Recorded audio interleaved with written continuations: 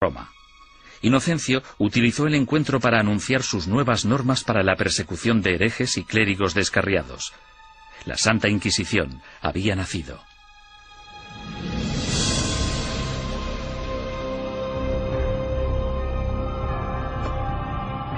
El sistema de la Inquisición suponía una innovación maravillosa y se asemejaba bastante al Tribunal Popular de nuestro sistema, que emite una causa probable y una acusación.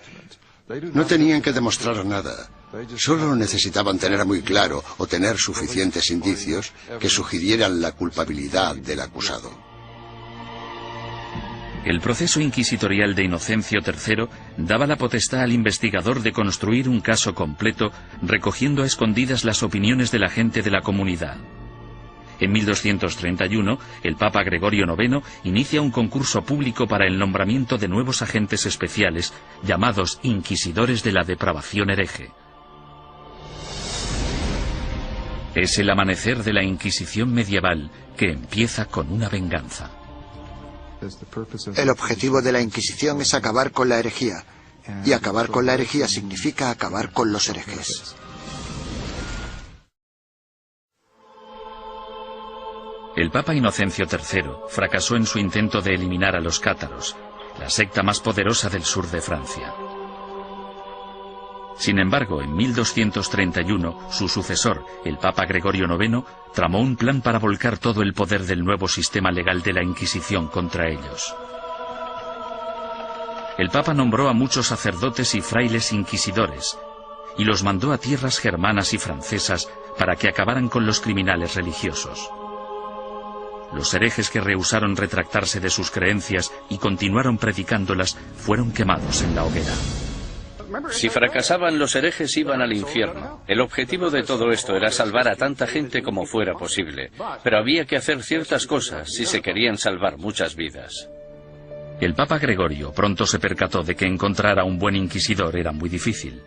Los más entusiastas a menudo eran fanáticos fuera de control. Conrad de Marburg, el más célebre de los primeros inquisidores, convenció a Gregorio IX de que había descubierto una secta secreta alemana llamada los luciferinos. El modus operandi de Conrad consistía en reclutar a una pandilla de linchamiento, arrestar a los supuestos herejes y ofrecerles dos opciones: retractarse o arder vivos.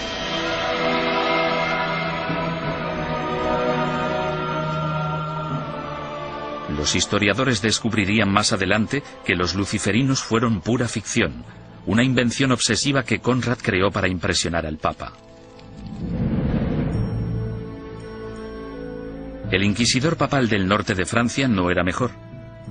Un cátaro convertido, de nombre Robert Le Boucq, acorralaba a grupos de supuestos herejes y celebraba estrepitosos juicios públicos. En un suceso devastador, 183 cátaros fueron interrogados, sentenciados y quemados vivos en un solo día. Tras años de protesta por parte de los obispos franceses, el Papa finalmente se dio cuenta de que Robert era un extremista peligroso, por lo que le retiró de su cargo y lo encarceló. Había que hacer algo, y tenía que haber alguien mejor para hacerlo que estos individuos, devotos, aunque extremadamente incompetentes y peligrosos. Este fue el momento en el que Gregorio IX se fijó en los dominicanos. Fundada por Santo Domingo en 1216, la orden dominicana estaba capacitada para realizar el trabajo de inquisidor. Educados como teólogos, los dominicanos estaban habituados a la vida en la calle y a predicar contra la herejía. A mediados del siglo XII, Gregorio IX ordenó a 4 docenas de inquisidores dominicanos que buscaran y procesaran a los cátaros, los valdenses y a los demás grupos herejes. El pontífice anunció de forma oficial a sus obispos la llegada de los inquisidores a los burgos y pueblos de Francia, Italia, Alemania y España. Ordenamos que se les reciba amablemente y que se les trate con honor, dándoles buenos consejos, ayuda y apoyo, de tal modo que puedan realizar la tarea que les ha sido encomendada. En esta carta, Gregorio IX pedía a sus obispos mucho más que simple hospitalidad. En su búsqueda de herejes, los inquisidores papales necesitaban confiar en información interna, rumores y otras habladurías recogidas gracias a una red informal de clérigos informadores que trabajaban como espías.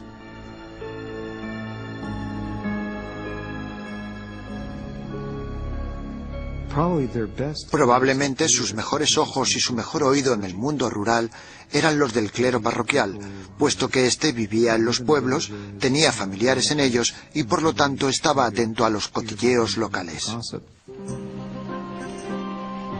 En sus incursiones a lo largo de la geografía, los inquisidores llegaban a un pueblo acompañados normalmente de un notario o escribiente para documentar el procedimiento o en ocasiones de un sirviente o un guardaespaldas.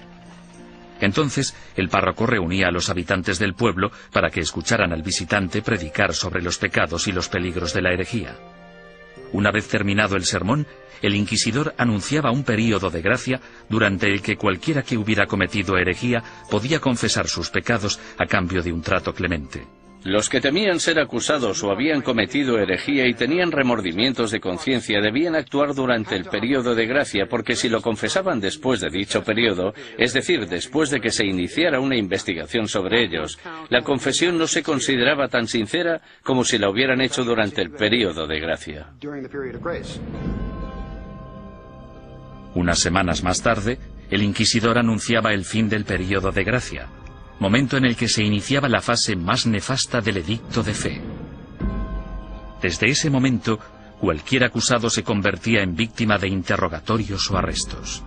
Y dado que la información siempre se daba en secreto, el inquisidor animaba a todos los buenos ciudadanos a que denunciaran a cualquier vecino que creyeran que podía ser hereje. El objetivo de las inquisiciones generales, de los edictos de gracia y los edictos de fe, era conseguir que entrara y saliera tanta gente como fuera posible de la oficina del inquisidor. Y para ello utilizaban el miedo, el terror y el interés propio.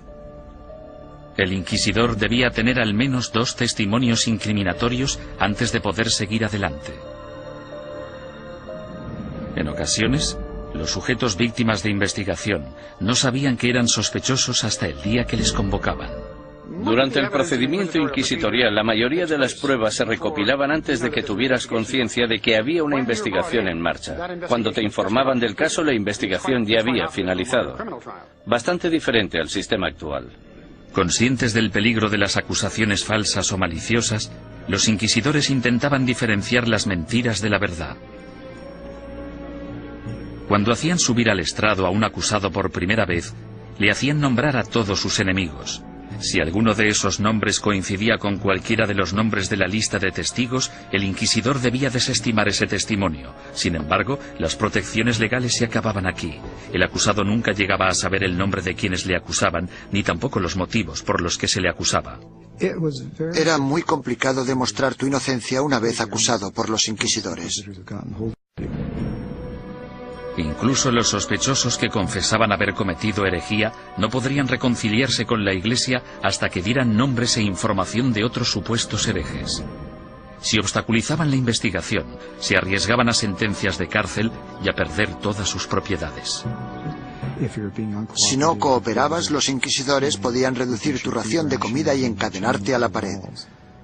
Por tanto, el principal método para conseguir que la gente confesara era simplemente encerrarlos durante largos periodos de tiempo y dejarles reflexionar. ¿Cómo llevaban los inquisidores su trabajo tan en secreto? Han sobrevivido algunos manuales prácticos dándonos una aproximación fascinante a ese período. Uno de ellos, llamado Conducta de interrogación relacionada con la depravación hereje, fue escrito por un inquisidor retirado, Bernard Guy, en el año 1324. Guy, cuyas hazañas inspiraron la novela histórica En el nombre de la rosa, ofrece docenas de investigaciones en las que recoge 17 años de experiencias de primera mano en lo que él denomina su cruzada personal contra la herejía. El objetivo de la Inquisición es acabar con la herejía. Y para acabar con la herejía, debemos acabar con los herejes. Bernard Guy, 1324.